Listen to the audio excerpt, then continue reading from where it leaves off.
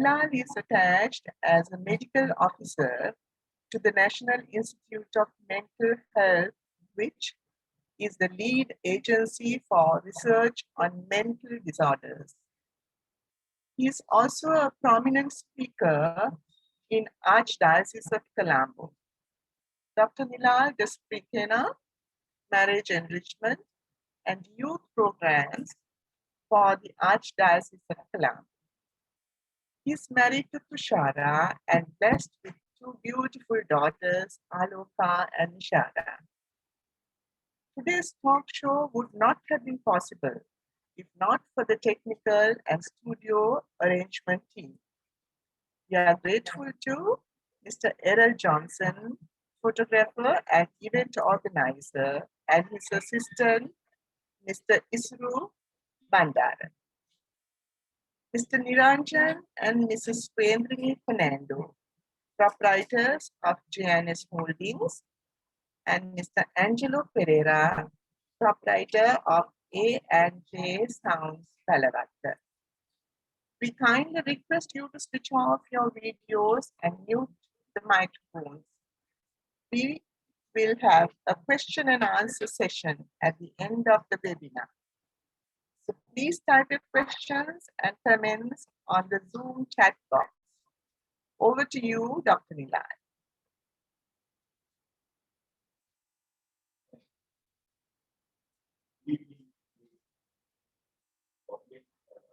Webinar organized by our parish.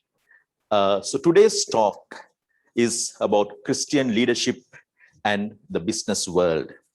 So first of all, I would like for you to understand who is a Christian businessman and a businessman of the world. Sometimes we need to differentiate this and understand what this difference is.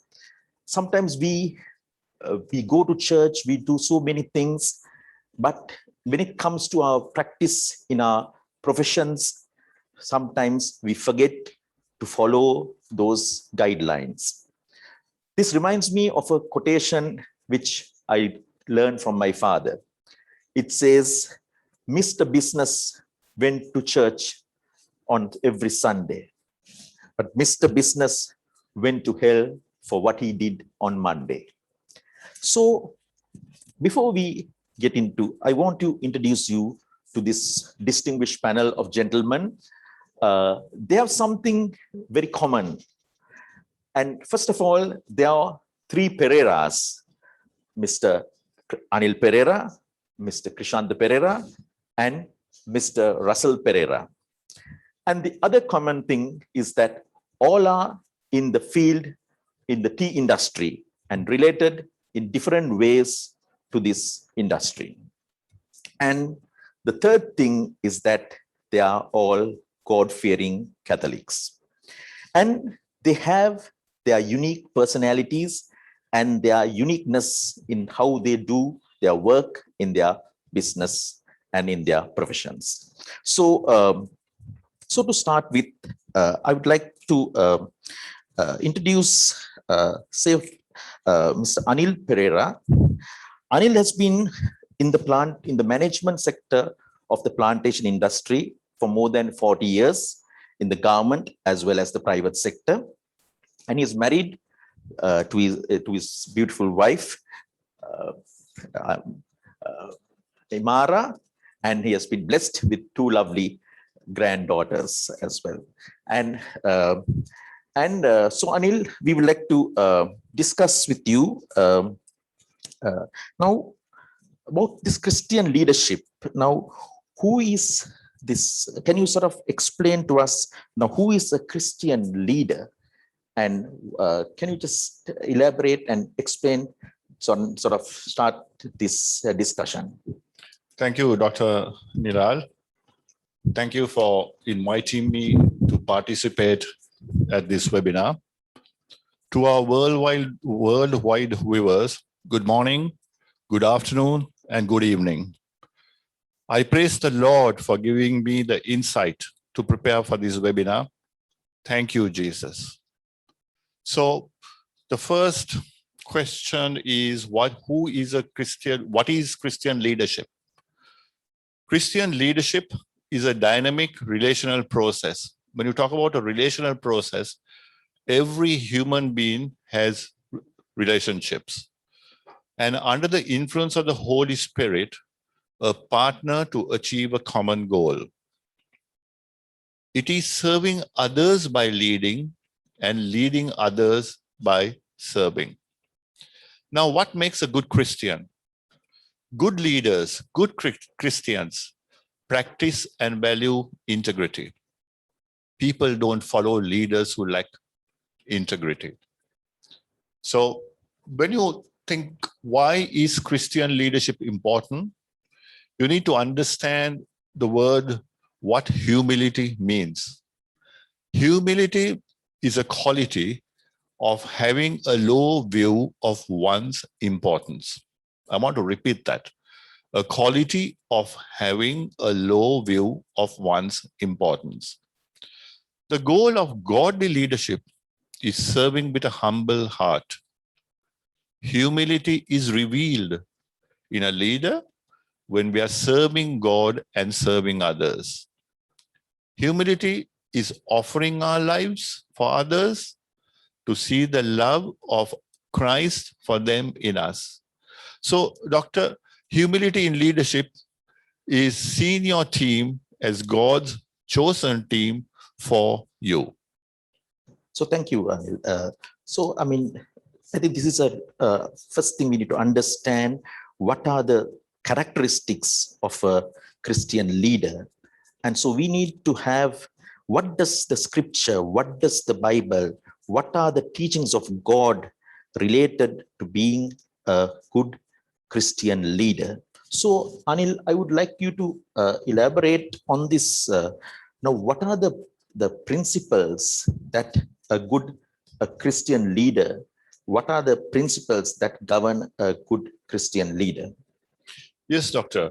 So if you look at the principles of Christian leadership, essentially there are 7 of them. So I'll be brief, but I will explain very briefly what are the 7. The first one is love. God is love, and the love of God has poured into our hearts by the Holy Spirit who was given to us. I'm sure all Christians know that love is central to Christianity. A Christian leader will be driven in his or her life by the love of God in anything that he or she does. So in this light, may others recognize the heart and motives of their leaders. The second principle or the value is modesty. Again, let me define what modesty is. Modesty is the quality of not being too proud or confident about yourself or abilities. Now, in management, in our workplaces, we have met people, we have encountered people who know it all. We call them know-it-all leader. A proud heart is an abomination or disappointing to God. Being arrogant does not help model or demonstrate Christ's interests. Rather, it is in direct conflict with Christian leadership. So let me quote from Proverbs, and I quote, "Pride goes before destruction, and a haughty spirit before a fall. Better to be of a humble spirit with the lowly than divide the spoil with the proud." The third value is self-development. There's a beautiful example of self-development that was portrayed by Jesus. Now, the striking example is when Jesus prayed in the Garden of Gethsemane just before his arrest, Jesus knew all things that would come upon him, including the painful flogging and crucifixion. In the Gospel of St. Luke, it is written, "And he was withdrawn from them about a stone's throw. He knelt down and prayed, saying, Father, if it is your will, take this cup away from me. Nevertheless, not my will, but yours be done. Then an angel appeared to him from heaven, strengthening him, and he prayed more earnestly. And I would like to stress these 4 words. Jesus prayed more earnestly. So Christian leaders can follow Jesus' example of seeking God for insight into his will and for strength. Christian leaders need to make time to grow spiritually. The next I would like to touch upon regarding motivation. Instead of misleading or exploiting people, good leaders motivate others. In Nehemiah, it is written, Nehemiah fearlessly motivated the people to rebuild the wall of Jerusalem. He laid out a vision, he shared a plan, and reassured God's people that God was with them. So, Doctor, when we are moving people for our benefit, what do? We manipulate and exploit them.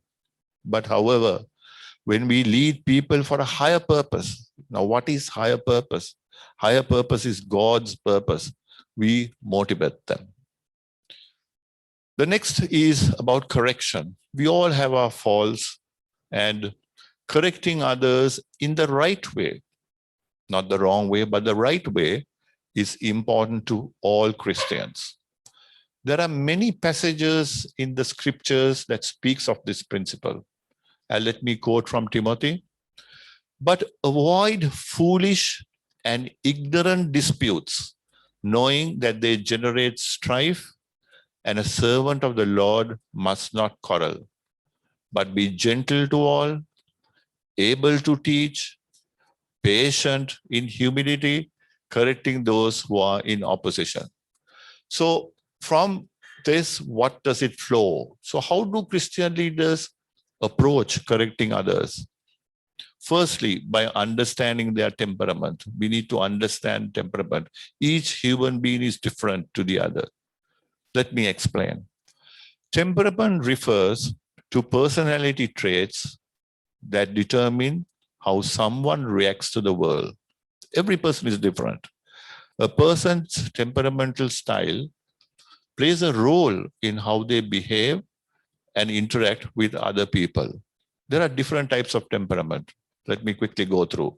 One could be very optimistic and social. The other could be short-tempered and irritable. Other could be very analytical and quiet, and relaxed and peaceful.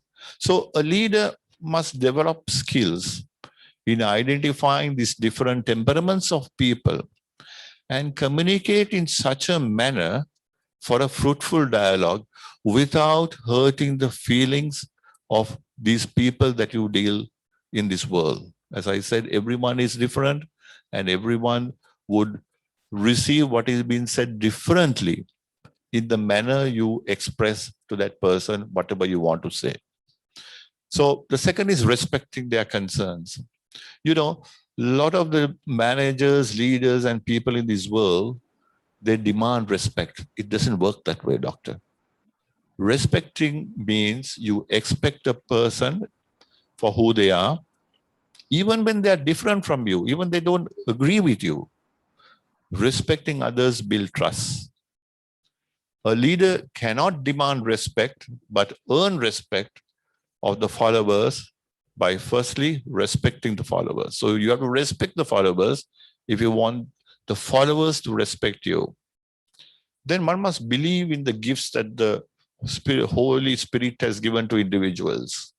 That can be wisdom, understanding, counsel, fortitude, knowledge, and fear of the Lord.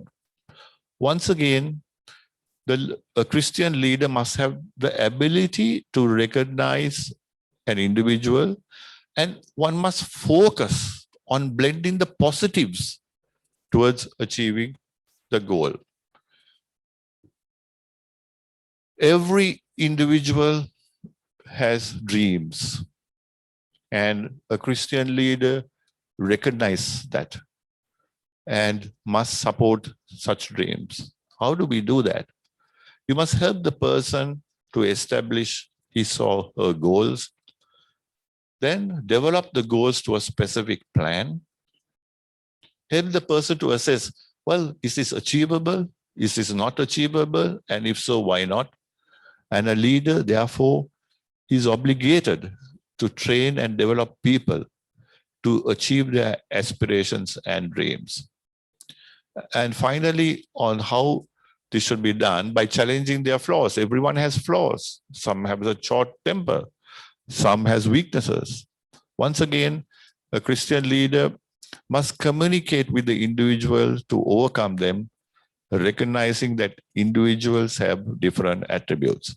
So let me get back to recap the first 5 principles we already highlighted. Okay, number 1 was love. God is love. Modesty. Don't be arrogant. Self-development. Seek God for insight. Motivation. Motivate others. Correction. Correcting others in the right way. And the 6th principle is integrity.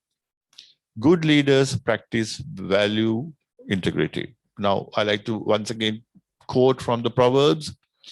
Righteous lips are a delight of the kings, and they love him who speaks what is right. As I mentioned at the beginning, people don't follow leaders who lack integrity. Integrity involves actions as well as words.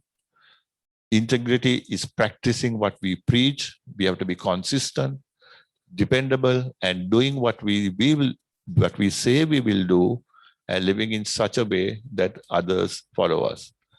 And the final one is to follow God's will. An important aspect for a Christian leader is seeking God's direction. Absolutely important.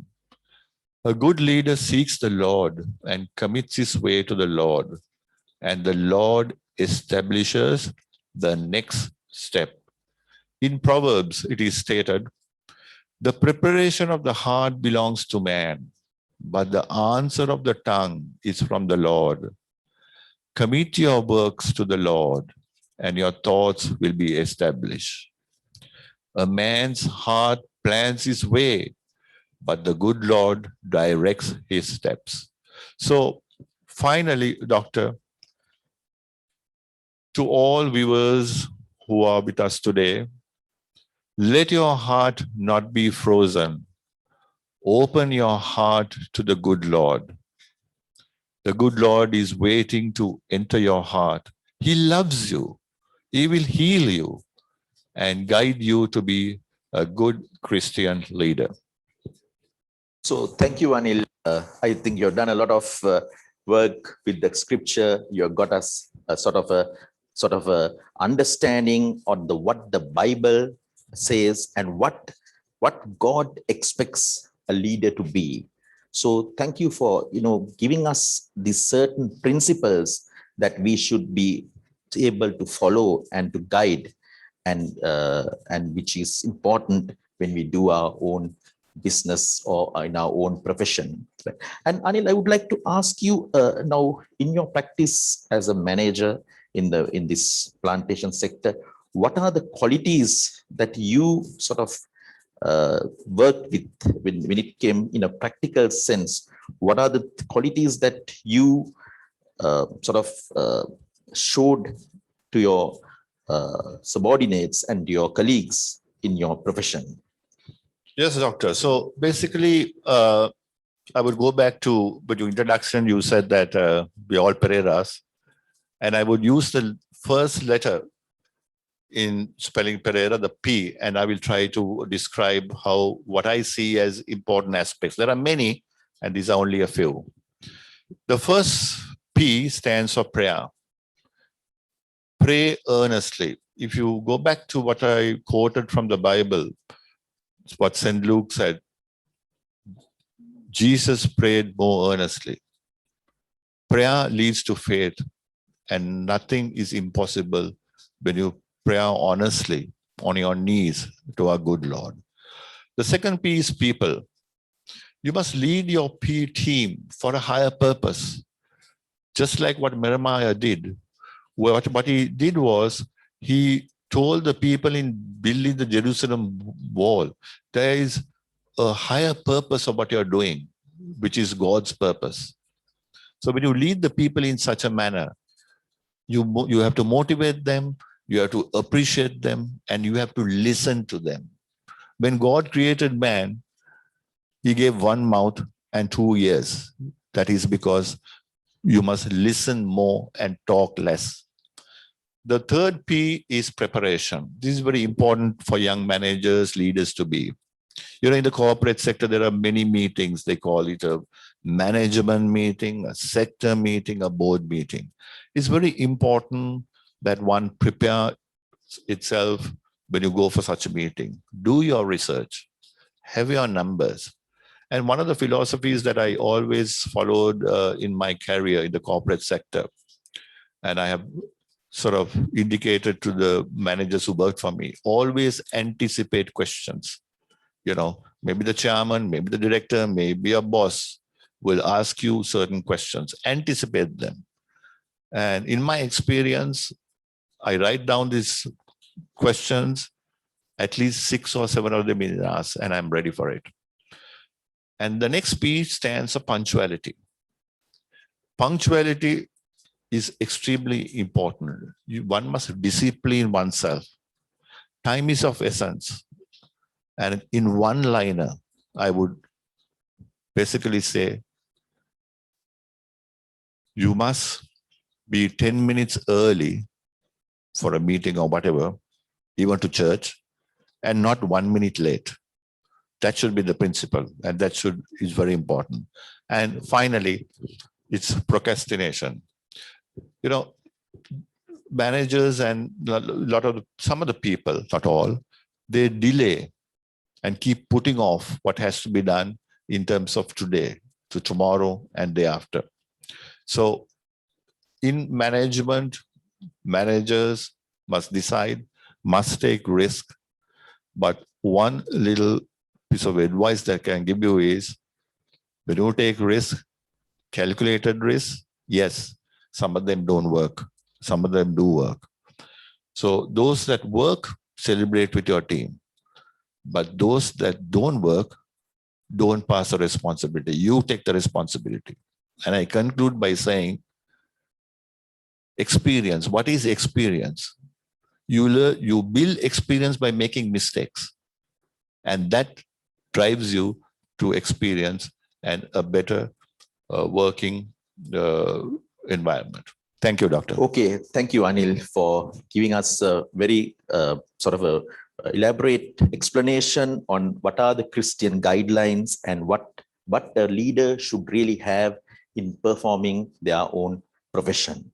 So we'd like to go to our next speaker is Mr. Krishanta Pereira. Krishanta is a distinguished old Peterite, married to Malkanti, and he's been, I think, as Anil said, a man of less words and of more actions, right? So, Krishanta, I would like to ask you now, when you started your career from as a tea taster, and now you have reached, you're the founder and the managing director of your own company, and where you have given employment to more than 50 people. So tell us about this journey in your profession, and what are the challenges that you faced in going on this journey with your beloved wife, and your experience in going on this journey. Yes, thank you, Doctor. So let me share my experience stemming from what Anil has said about Christian leadership. I will share something that I have gone through in my work career. I started working in 1985, straight after school. and joined a very reputed tea export company of that time, and worked very successfully. And I had a very smooth sail from being a trainee tea taster to become a COO over a period of time, of course. And at this time, I have to remember and thank my superiors of that time who helped me to achieve that. So having achieved what I did in that period, suddenly the company had to go through some difficult times. The boat started to rock because the shareholders of the company had disagreements where they could not agree with each other to move the company forward. So obviously these things affect everybody involved in the company, the staff mainly, their customers, their suppliers. And it was a very challenging time. And anyhow, we tried our best to move this company forward with whatever the possible ways. But things are not happening the way we would like it to happen. So, of course, prayer was never forgotten, as it was my habit. So hoping that the company will go back to its original status, we used to pray and pray very often. Nevertheless, things did not improve. And after a few months, the management decided, or the shareholders decided, that they have to liquidate the company. So that broke everybody's heart, including mine. And we had to look at different options, which we were not ready, because we are very comfortable working in an organization which was a very successful organization. And then, well, everything started to be different for everybody. Some people start looking for jobs. Some people found jobs, some people did not find jobs, but there was a lot of pressure on me because I was basically the face in the company, because there was no one above me whom the people could approach. So that was very challenging, and it was not always kind words that people spoke at that time. There were suppliers who were wanting their payments, customers who were wanting their shipments, and of course the workers wanting their compensations or whatever these things. So that was not an easy time. And for me, I was a very confused human being, not knowing what to do because a lot of things were not in my hand. So only hope or only consolation I had was to pray and seek divine intervention.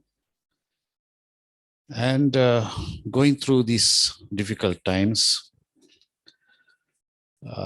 I, of course, being the CEO of the company, I had to make some sacrifices, and I had to decide that I'm not going to leave the company until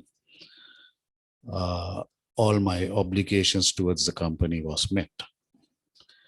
So there was huge legal battles going on, and there were obligations, statutory obligations that you have to meet. So it was my duty to make sure that these are done and the company was liquidated proper way. I mean, if you do realize these things take a long time. So legal proceeds takes a long time. There are so many going up and down. So anyway, after this period, still the customers of the company, now they wanted their supplies because their main supplier has let them down. So it was my duty to make sure that their supply is not interrupted. So for me to continue to give them that service, I had no financial ability. So thankfully, there were some friends who came forward to assist temporarily to keep these supplies going. So I thought I had done my duty that way, and I left the company and I took a back seat for some time. Of course, even during that time, there was so many things happening behind doors. And then I had to think of ways and means of making an income for myself, because I had 2 small children at that time. And I had to think of their schooling, and I mean, a lot of pressure on me at that time, a lot of pain. So anyway, my wife was there to support me. So we were so confused. The only option was to pray. And anyway, after a few years, circumstances led me to start an export company, because my customers, they kept on insisting that I do supply them, and they trusted me, so they wanted me to do something. For me, I was never a businessman. I'm not an entrepreneur per se. I don't have the skills in that area. And I never had any intention of starting my own company, because I wanted to work for a company, but of course, do a good job. So anyway, when I got pushed into these situations, I thought I will take the challenge. I mean, I prayed, I knew God will guide me correctly. So we went along that way. Then my wife and my brother and few close friends of mine helped me to start up this company. So it was difficult times, it was hard times. Nevertheless, we did what we had to do, and that's how we started this company. So importantly, what I wanted to highlight here in this program is, when I was a confused human being and I was praying so that this company is revived again, so that we have our jobs, myself and my colleagues in the company. So I prayed for this intention so much, which did not happen. But God guided me in such a way that while I prayed for my employment, at some point of time, God guided me in such a way that I was made able to give employment to other people. So God's plans are different. We have to give room for Him to do what He wants to do. Sometimes what we want is not what happens.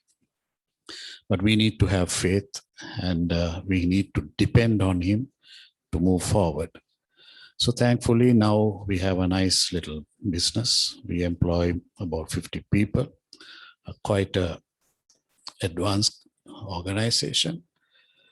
So that gives me a lot of happiness, and I feel I have achieved something. I mean, it's wonderful to hear, most of the time, when we are in a real comfort zone and everything is sailing well, nobody wants to move from that place. And then there's this storm and you have lost, you have been what you had. And, your plans are all changed. And then you think that, you have been a failure and all these problems. But then you see a different plan, which you are open to, and where you sort of, and now when you look back, I think you must be very happy that in one way that you have been, you left a particular thing that you started, and now you have been able to do a better service for so many people whom you can help being in this particular position. So I think sometimes, as a Christian leader, sometimes we need to take that challenge when there is a stormy time, that, just face that, and maybe the plans that you make maybe not be the best, but the plans that God makes are much more important and much more valuable, and there's a real purpose in each of that. I think, For sure. yeah. And seeing Krishanta being such a relaxed man and, very comfortable, I mean, it shows on your face the content and the happiness that you're enjoying in this moment. Right? Doctor, if you just relate it to what was presented earlier, this is a classic example of self-development. It is very, very, very clear that prayer, faith, and believing in God helped Chrysanthus to self-develop.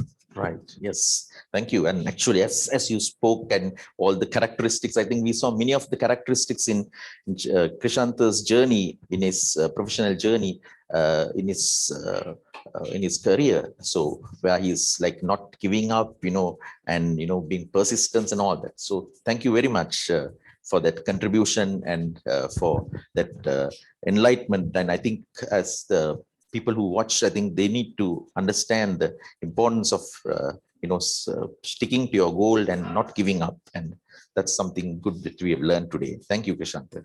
Thank you, Doctor. So now we'd like to talk to our third speaker, Mr. Russell Pereira. Mr. Russell Pereira is a well-known businessman. He started his business, has been there for the past 33 years, and he started in the tea industry, and now he has expanded into distribution of tea and doing his own catering service and starting in this new garment sector in the apparel industry as well. So Russell, welcome today, and nice to see you with your nice broad smile and you're full of your energy. So Russell, I want to ask you, now we've listened to Anil about all these Christian, the values and all that. And how has it been in a practical sense? Tell us about how you started your own business and your career for us, for the viewers to know how you started your own business and how you have come to this particular state in your life, and you have achieved so much now. So tell us something about your beginnings. Thank you, Doctor. I'm 63 years old, married, and two sons. I studied at Sensor Business College, Moratuwa, and we have 7 in the family. Just after school, I worked at Bata Shoe Company as a machine operator. During my small days, I think if I'm age of 15 years, maybe, I had a vision that I should send my mother to Rome. So I was really praying over that. Then I was praying, and I managed to, to fulfill this intention, Doctor, I managed to get into Hotel Oberoi as a trainee waiter, trainee steward. From there, I almost got the job at Hilton Hotel. Unfortunately, that particular time, I already got my visas, and I left Oberoi to give my discharge certificate to submit to Hilton Dubai, but I met with an accident. So I was there after the accident. I was at home for about almost 1 year. Right. Okay. Right. But Doctor, I was, that time I was asking Jesus, what is this? I left my job and my intention already scattered. Where am I now? I was asking this question from Jesus. But Doctor, I didn't get discouraged. I kept praying. Even I can remember with my crutches, I was in the morning, I was at home. From my crutches, I used to go to St. Joseph Church. I'm a Uyana. I kept praying. right? So almost 1 year passed. Then still my ambition is to go to Hilton, Mhm. but my mother was totally against. She said, no more going anywhere. Right. Then my how because I was so fond of my mother, Mhm. right? So where am I staying now? Then I started praying to Saint Joseph. That church was dedicated to Saint Joseph. Then I started to every day go and kneel down in front of Saint Joseph's statue. That nobody in there in the morning. Mhm. So I was free, Right. bird like. You Right. see, Right. I was praying. Mhm. Then I told Saint Joseph, please help me to get the consent from my mother to go abroad. Right. So it was fulfilled. And my father, I told on the slide, I didn't tell my mother I'm trying. Mhm. Told my father, try, we'll send a letter to Dubai Hilton personal manager. Right. And short and sweet, I managed to go back. Right. Okay. Right. So it was a grace by God, I believe.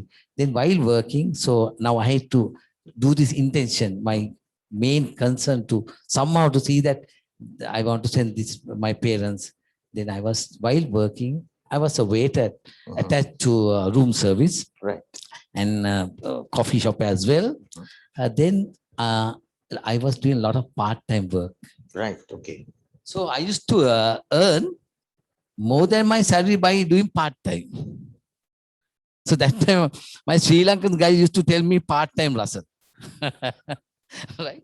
So within 2 years, I managed to send them to do my obligation with the help of my brother Malcolm, who was at station manager's Air Lanka. So they used to get about 10% discount for the appearance.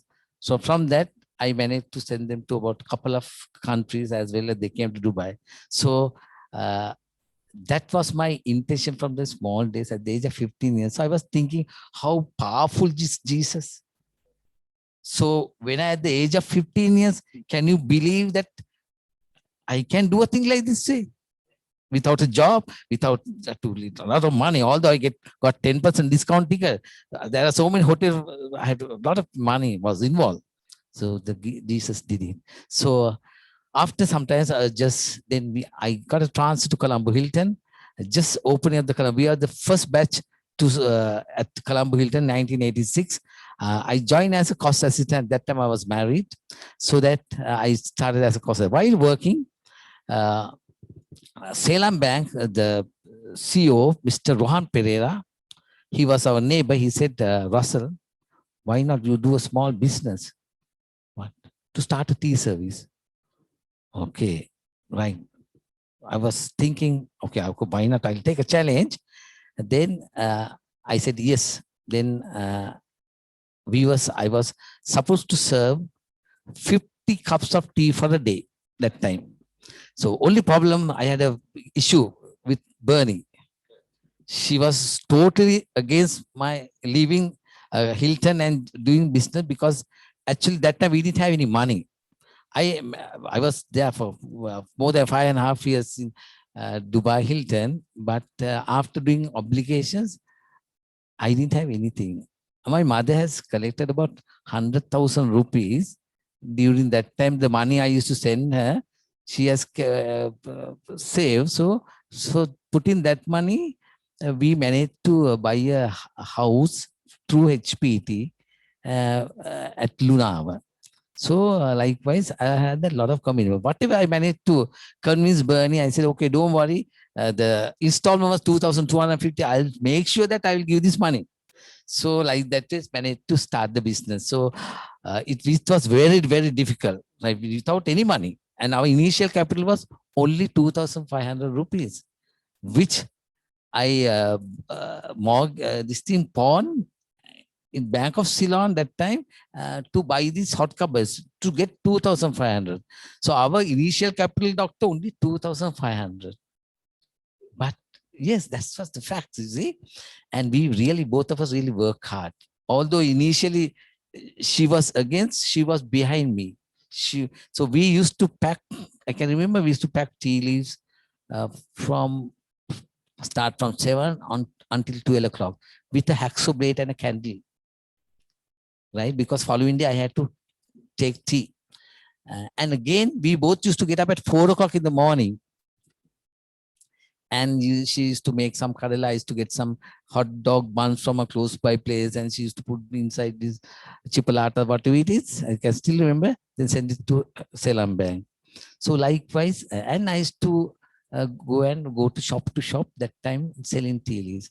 I can remember I was walking from Morato to Ratmalan. Walking, yes, just to save 50 cents. That time, a bus fare, one sector was about 50 cents. To save 50 cents, I was walking. But that difficult, that time, we were so having a difficult time. You see, but I never got this because I was so determined. One day I am going to stand. Because see, I was so courageous, right? Then after some times, I managed to buy a motorbike for rupees 14,250. That's called MD90. That's used to call Tapal 90. Yeah? I used to carry about 75 kilos on this motorbike. Yes, yes. Weightlifter. Yes, I can remember 2 guns behind, 2 sides, another bags, and just in between, another bag. So while going, it's like a ghost going, but nobody can see me behind. See, all covered. And I was with the helmet as well. Right. So likewise, that was the way, that's the way we were coming. Right. And that time, Colombo Hilton obliged me to give their staff tea, which is about 100 kilos a month, staff tea. So I managed to get that. With that order, I used to capitalize and got so many orders for tea. Right. So during that time, we were in about four places. Like we were in our initial office was at Chatham Street. It's a very small place, right? From there, we moved to about 3 to 4 places. And we managed to buy our first property at Elvitigala in 2000. Right. And same time, I was doing catering. I was not doing catering. I used to buy shorties from a close by auntie. Her name is Irene. She's still living. Right. Yeah. So I used to buy shorties and keep over 1 rupee and sell it at Selam Bank. Right. Okay. Right. When we bought this building, I started my own catering unit. Right. So that was the start. 2000, start our own catering unit. Right. So, Yes. so Russell, I mean, like, it's now who would like, when you have a stable job, giving up the job and starting a new business on your own, that is really challenging, like, I mean, how to take such a great step, I mean, people would really be very taking that type of decision. I mean, so what really, that confidence, how did you get that confidence, to? Yes, confidence sense, doctor, is purely through Jesus, I believe. A human being can't do this because there was no investment, there was nothing. We didn't have anything. But myself and Bernie used to start the day with going to church from those days. Right.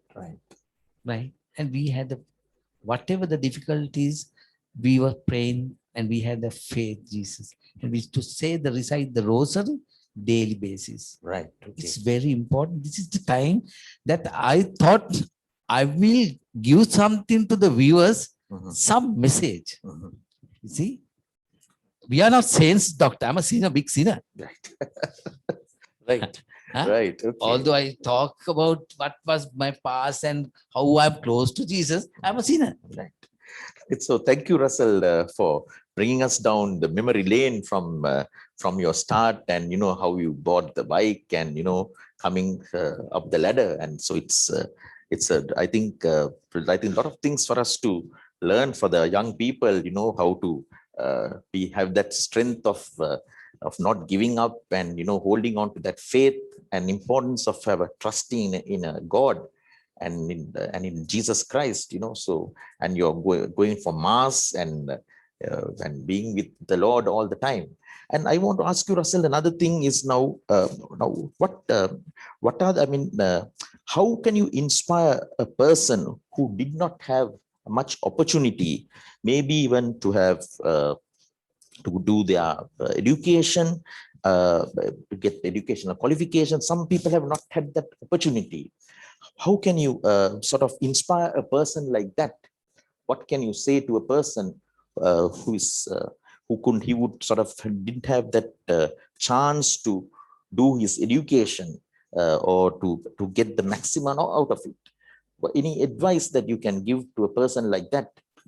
Yes, doctor. Actually, I'm the best example for them. Mhm. Now, I have only GC ordinary levels only and 6 subjects, Mhm. right? And I'm a person who can't write in English, although I can speak, I can manage, but managing the company. So to start a business, it is good if you have qualifications. Of course, without any qualification, without any finance, you can be a good businessman as long as you follow. There are 3 steps. If I can give to this message to the viewers this moment, Sure, sure. Yes. that is number 1, the faith in Jesus. Number 2 is the honesty. Okay. Number 3 is the dedication. Okay. If anybody has these 3 qualifications, if they follow these principles, they can be a good, successful businessman. And when you take Sri Lanka, now this time, because of COVID and pandemic situation, people are disgusted. But people won't understand our Sri Lanka's, the opportunities that we have in Sri Lanka. Everybody must start doing some business. Then a lot of problems will be solved, doctor. Yes, that's right. Okay. So Russell, I mean, it's so nice to hear all these things, like, now when we think of a businessman, what I have is like, you have to have a certain capital, you have to have a certain sort of a thing to invest on, and, you need to have a big plans and all that. And you come and say that, without just with 2,500, you started this business, and it is so, it's very difficult for us to understand sometimes, and like, I think this is what it's all about, being a Christian leader, and sort of, not being able to go on this journey with all this strength, So, and quickly, just another thing. So, now, what are the other things that you can tell? How do you manage your employees now? And when during this COVID time, you would have had so many difficulties. How did you deal with your employees who are working with you when there is less business and all that? How did you manage? Yes, doctor. During this COVID time, from March onwards, we didn't have any business, right? It was so dull, but we were so courageous. Right? So what we did, whatever the resources we had, we put it to the company and paid until October, the full salary to the people. And but of course, November onwards, we went for a pay cut, because since we don't have any income, still we don't have hardly any income. But the beauty is, doctor, we are still surviving. Right. Right. So we don't have a problem. The staff is still with us. Staff is very motivated. Even I can remember during the COVID time, it was July, August, it was deserted. Like no one is that.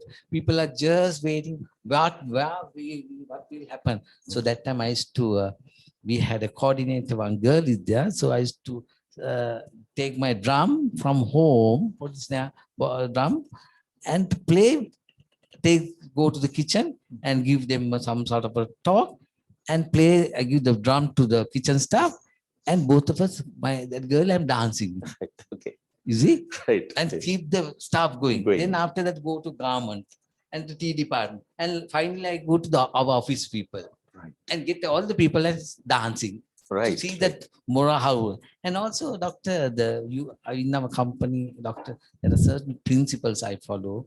Number one is 8 o'clock we start and say prayers as a family. Right. Okay. And also, doctor, we run this company as a family. Right. All are same. Okay. There is no bosses. All are friendly. Right. Okay. So that type of a culture we have. We do have that type of culture we Right. have. And also, doctor, even 2 years back, actually, when they join, after 5 years, they become shareholders. Right. About 2 years back, we declare profit shares. Right. But only last 2 years, we couldn't do that. Only once only we managed to do that. So we actually, all the employees who completed 5 years, they are like, they are the shareholders. They Right. become the owners. Right. Okay. So these are the things what generally I do. And also we always, they come to me for prayers or anything. They have a problem. Even the staff, even the chefs, sometimes, boss, I need some prayers. මට පොඩ්ඩක් Right. යාඥා කරන්න boss. Right. මට ප්‍රශ්නයක් තියෙනවා boss. Right. So Okay. I used to keep my hand and pray. So that was a culture. So Right. because of that, there's a Holy Spirit is working on our company. Right. So the company day by day is Yes. developing. So thank you, Russell, for sharing those. I think your life journey as a businessman. These are things I think which people would not even like to talk about. But I mean, these three gentlemen have been very open and just sharing their whole life and about how they have been challenged and how they have survived in this world as a Christian leader. And so I would like to just to finish up, just to tell you that, we live in a world where we lose faith in a God. We become very secular, and all the world is saying, just God, stay out of my marriage, stay out of my business, let me handle things on my own, right? But it's so inspiring to see that, you come and talk about the belief and the faith in a loving God who is always there, walking with you and helping you right throughout your life. And I think this is something which we need to understand, and we should listen to these truths, that the importance of following this moral, the teachings of being a good leader is so important in our day-to-day work and in our own jobs that we do. And just to tell a small quotation, Jesus himself says, I am the vine and you are the branches. He who abides in me and I in him bears much fruit. And apart from me, you can do nothing. Jesus says, you can do nothing without me. So it is so important in these times where people are going away from God and having suffering and all these things, that to cling on to him and to believe that this Almighty God who is loving and caring is there with you right throughout your life, and to be positive and to be smiling. Look at these guys, they are very simple people with simple beginnings and believing in a God and going on this journey. They are not the most qualified or the know-it-all people, but still they have been thriving and doing a wonderful job for the people in this country and enjoying themselves in the work that they do. So I think, so thank you very much for following us on this journey about the Christian leadership that these people have been openly sharing. So just to, while we finish up, I would like to ask Mr. Manon Pereira, are there any questions that we need to, for our distinguished gentleman, which needs to be answered? Thank you, Doc. I don't see any questions from the participants, but I would like to take this opportunity to thank you, Doctor, for moderating tonight, and also to the panel, Russell Pereira. I mean, he started with his humble beginnings, Crisanta Pereira, showing us the challenges and how challenges are overcome, and Anil Pereira to showing us and guiding us on the values of Christian leadership. So thank you very much. And I also would like to take this opportunity to to thank Father Anthony Fernando Pulle, who is leading the Family Apostolate Committee of St. John del Bastoni Church, Palavatta, Sri Lanka. Please watch out for our flyers every month. Next month, we'll be having a webinar on mixed marriages on the 24th of April, same time, 8 p.m. Indian Standard Time. So again, thank you to the panel. Thank you to the technical team. Yeah. And I would like to hand over to Dr. Nilal for the final comments and the conclusions. Thank you very much. Manon and Sudarshini for providing your house to conduct these webinars each month. And thank you very much for your generosity and your total support. And we thank God Almighty for being with us and giving us this chance to share our own experiences about Christian leadership. And so thank you all. And Anil, anything else to add that you would? Doctor, can I ask a question? Is it? Or rather, proposal. Sorry, I raised my hand. I couldn't write anything on the chat box. Honestly, I'm joining from Nairobi all the way. Thanks to the Pereiras from Manon, who is a friend of my brother, who is in this webinar as well. And it has spread. I would like to highlight an important point is that I think Anil mentioned about self-development. This is a good forum that we can actually go forward. When you say self-development, I would look at the other side of the development. There is now I run a operation in Kenya, Nairobi. I usually say I don't offer you a job. I would say I would rather offer a career. So having said that, this is a good forum to develop coaching. If you can take another step forward, I'm sure you have the muscle and the people to do that. Honestly, my first coach is my own brother, who is here in this webinar, my big brother, who's Manoj's friend. And I have my own personal coach. Thank you. It has helped me, with the grace of God, it has helped me to strive and rescue a business here. Our company is a Sri Lankan owned company, another Catholic family. We run a steel fabrication for power line distribution called St. Teresa Industries. Thank you.